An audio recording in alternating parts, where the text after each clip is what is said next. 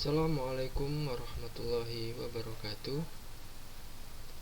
Sebelumnya izinkan saya memperkenalkan diri. Perkenalkan, nama saya Maulid Iksan dengan nomor induk mahasiswa B10111191107. Saya merupakan mahasiswa di semester 6 dari Universitas Tanjung Pura, Prodi Ekonomi Pembangunan. Di sini saya akan mempresentasikan sebagai syarat atau tugas dari mata kuliah Permodelan dalam Ekonomi dengan dosen pengampu Bapak Yanto SE MSc.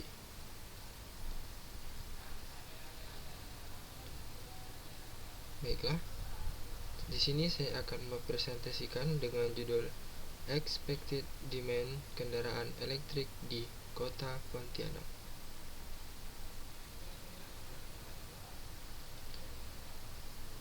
Pembahasan pertama yaitu ada pendahuluan, kemudian yang kedua ada tujuan pustaka, yang ketiga ada pembahasan.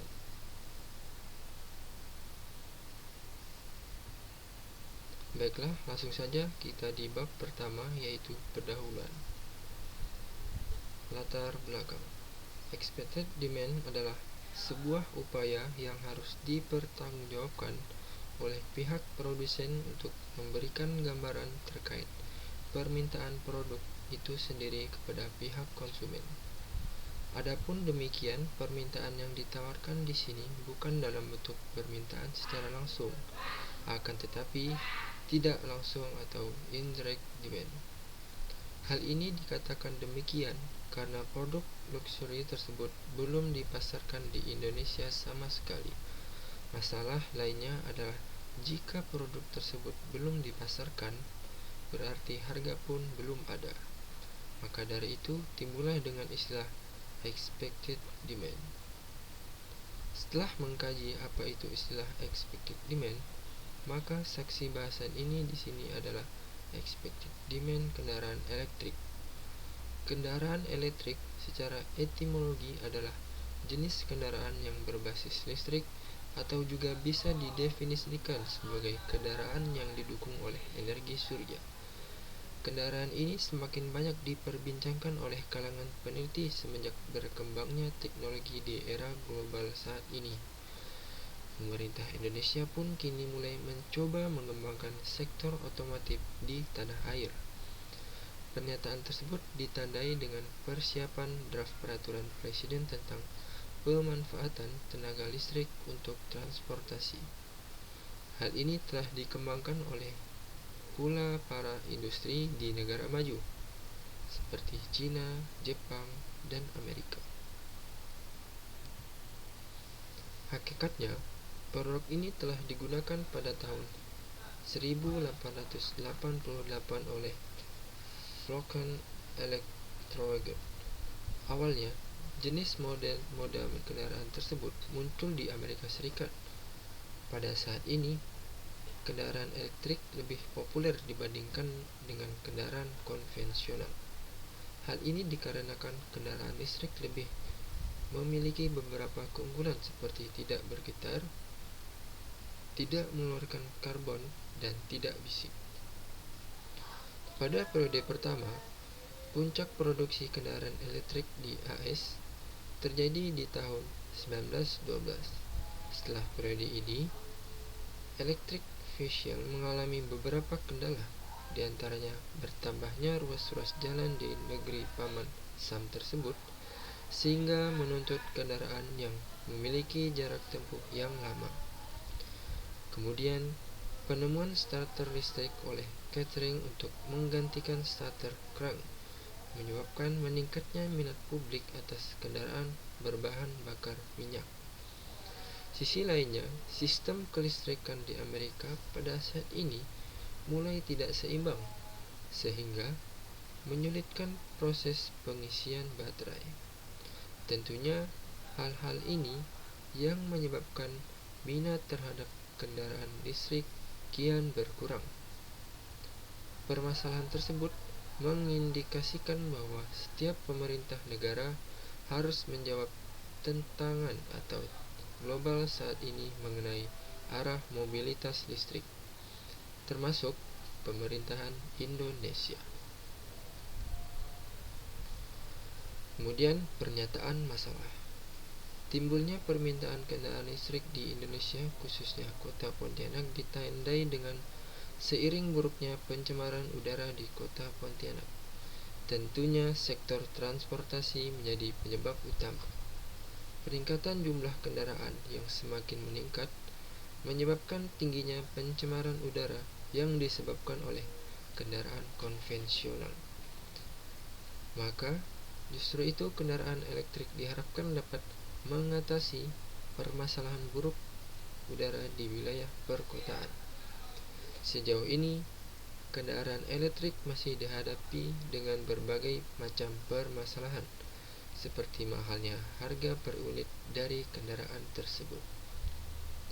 Sementara itu, Roger menggolongkan dua tipe kelompok pengadopsi kendaraan listrik, di antaranya early adopter dan mainstream consumer. Kelompok pertama dinyatakan sebagai tipe kelompok yang memiliki pendapatan yang lebih, sehingga memiliki kemampuan untuk mengadopsi. Sedangkan mainstream consumers memiliki ketertarikan terhadap kendaraan listrik, akan tetapi tidak untuk menjangkau biaya yang telah ditetapkan oleh perusahaan. Transisi menuju mobilitas elektrik semakin diakui sebagai salah satu strategi yang sangat bermanfaat untuk mengurangi polusi udara dan suara di area perkotaan. Untuk mengekspansi kendaraan tersebut, maka banyak peneliti menyarankan untuk menggunakan pendekatan living lab. Hal ini dikarenakan pendekatan tersebut memiliki kaitan yang kuat untuk menangani permasalahan seperti ini. Perubahan yang sangat signifikan dari salah satu komponen kendaraan listrik adalah baterai kendaraan elektrik. Hal ini terjadi pada tahun 2012 sebagaimana yang telah diperkenalkan oleh Tesla Model S. Harman menyampaikan bahwa sebelumnya BEV dianggap sebagai kendaraan elektrik low-end. Namun, kini malah sebaliknya, di mana Tesla Model S berada di antara biaya high-end, meliputi 948 juta sampai 1,4 miliar, dan memiliki jangkauan 434,430 km. Salah satu industri kendaraan elektrik nasional, PT Nipres, mulai memproyeksi untuk memproduksi 6.000 baterai litium. Pada tahun 2016, berdasarkan penelitian yang dilakukan oleh Harman, bahwasanya peminat baterai low-end sangat sedikit, bahkan dipastikan hanya 40%, sedangkan yang 29% hanya sebuah kemungkinan serta sisanya belum dapat diprediksi. Sebaliknya, BEV high-end lebih memikat masyarakat dalam mengkonsumsinya, di mana yang lebih dapat dipastikan sebanyak 60%. Maka dari itu, kendaraan elektrik diharapkan mampu menarik minat masyarakat kota Pontianak. PT Nipres telah menginvestasi sekitar 744 miliar. Pastinya hal ini membutuhkan waktu yang lama untuk melihat perubahannya. Kemungkinan 2030 sampai 2050. Dengan demikian, dalam penulisan ini diharapkan dapat meningkatkan kembali permintaan kendaraan elektrik, khususnya di kota Pontianak. Selanjutnya, pertanyaan penelitian.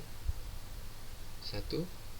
Bagaimana cara mengatasi masalah buruknya pencemaran udara di perkotaan?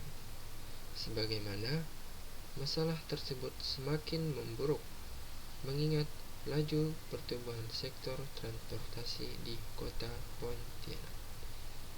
2. Bagaimana menarik minat masyarakat kota Pontianak terhadap kendaraan elektrik?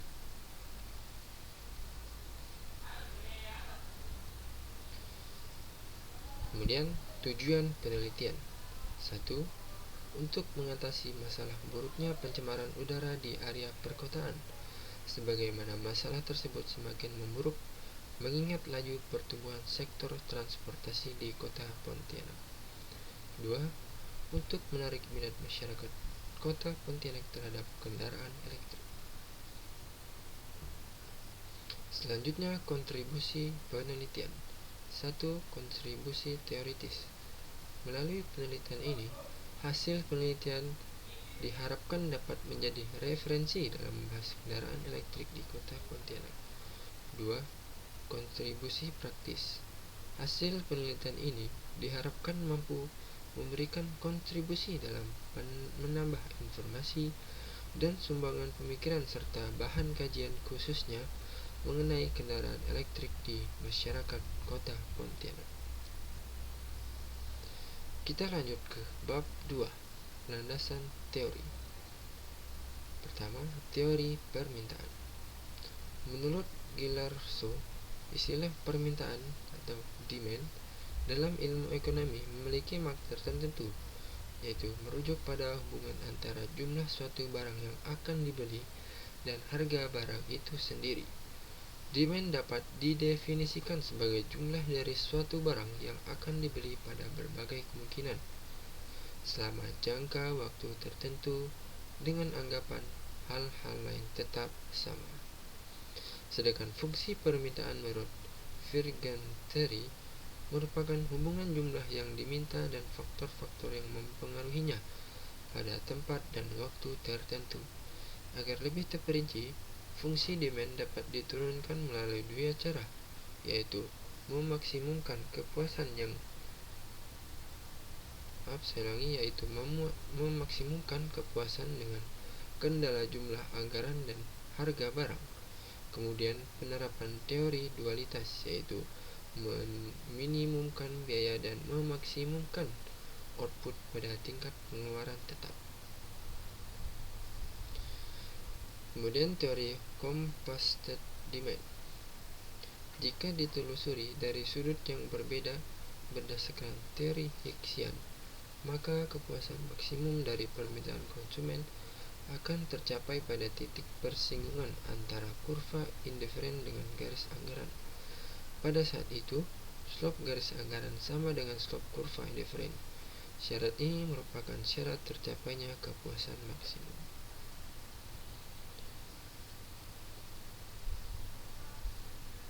Pada titik B, konsumen membelanjakan semua pendapatannya. MRS atau Marginal Rate of Substitution, XY sama dengan PX per PY. Titik B, konsumen membelanjakan pendapatannya untuk 6 unit barang Y dan 2 unit barang X. Titik persinggungan ini selalu ada karena bentuk kurva IC, indifference curve, yang cekung terhadap 0. Apabila bentuk kurva IC berupa garis lurus atau cembung, maka dari berbagai kurva IC terdapat satu kurva yang memotong titik sudut garis anggaran J dan K. Ini berarti bahwa kepuasan maksimum dicapai apabila konsumen hanya membeli satu macam barang. Keseimbangan konsumen seperti ini dinamakan solusi sudut. Kemudian kurva Marshallin dan Hicksian demand. Hubungan antara kedua kurva tersebut, yakni Marshallin dan Hicksian, antara lain tujuannya adalah untuk mengetahui perbedaan sudut pandang antara keduanya mengenai tingkat kepuasan. Kurva Marshallian diperoleh dari maksimisasi kepuasan pada kendala anggaran tertentu, sedangkan kurva permintaan Hicksian diperoleh dengan meminimumkan pengeluaran untuk mendapatkan kepuasan tertentu. Lanjut, kita masuk ke bab 3, metode penelitian, jenis dan sumber data. Data yang digunakan dalam penelitian ini adalah data primer dan data sekunder. Pengumpulan data primer diperoleh dari hasil wawancara langsung face-to-face menggunakan kuesioner kepada masyarakat kota yang memiliki jenjang pendidikan minimal SMA. Sedangkan pengumpulan data sekunder diperoleh dari lembaga instansi terkait seperti Outlet Energi Indonesia, World Research Institute, China Autoweb, Kementerian Energi dan Sumber Daya Mineral, dan International Energy Agency. Lanjut, metode analisis data. Metode analisis data yang digunakan dalam penelitian ini adalah metode regresi linear berganda dengan analisis secara statistik kuantitatif. Kemudian membuat tren linear tentang seluruh variabel analisis serta menggunakan regresi linear berganda dan regresi linear sederhana. Diformulasikan ke dalam aplikasi sebagai berikut, di mana DBKE yaitu daya beli kendaraan elektrik, TPT tingkat pendapatan, BTKSI bea tahunan kendaraan saat ini, TPD yaitu tingkat pendidikan, JT jarak tempuh, JAK jumlah anggota keluarga, beta 0 yaitu konstanta, beta 1, beta 2, beta 3, beta 4 yaitu koefisien regresi, E yaitu error, dan T periode analisis. Baiklah, mungkin cukup sekian yang dapat saya sampaikan. Kurang lebihnya saya mohon maaf. Saya tutup. Assalamualaikum warahmatullahi wabarakatuh.